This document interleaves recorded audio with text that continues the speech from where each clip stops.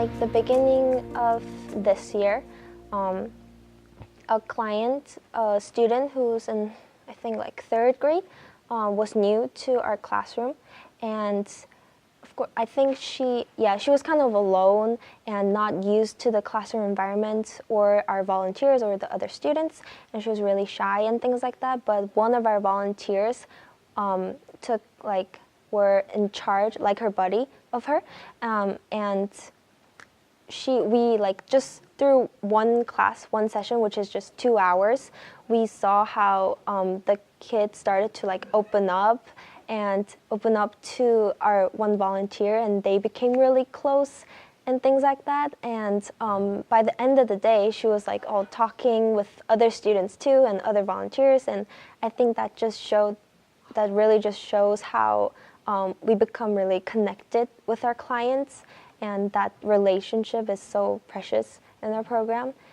The one specific moment that I remember was when I was working on Project Haven, which was like an initiative to house, to raise money and house 29 battered foreign immigrant women and their children. I remember we'd worked with estate agents and we'd worked with housing agents to secure a facility for these women and their children.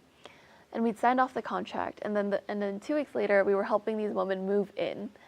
And the fact that a mother no longer, like, she was like literally like holding on to me, and she was thanking me for keeping her child safe, I guess, was one of the most impactful memories I have.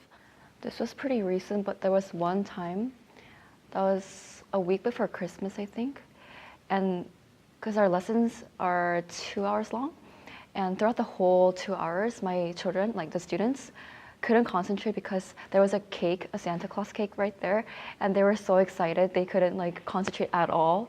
This made me reflect upon myself how I should be really thankful of my surroundings and environment, whereas they're really thankful for these minor things.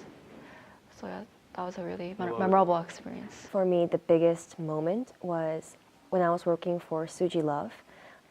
We decided that, the main problem with the Suji Love Drive was that people weren't like emotionally invested. They didn't see why they had to bring like a kilo of rice. It's like heavy. They didn't see the point of it. And so in order to get people to understand why we're doing this, we decided to reach out to one of the people who actually receives the food and do an interview with her. And so we went to her house and we had a camera and everything. And we were really worried. We didn't know what to expect because it was our first time meeting anybody who was actually a recipient of the food. Because we've always met with the guy who ran Suji Love, not the actual recipients, right? And just getting to talk to her and listen to her story and how she got involved with receiving food from Suji Love. And it was all just really humbling, I think. And even for us, like we all left her room, like our house, just feeling like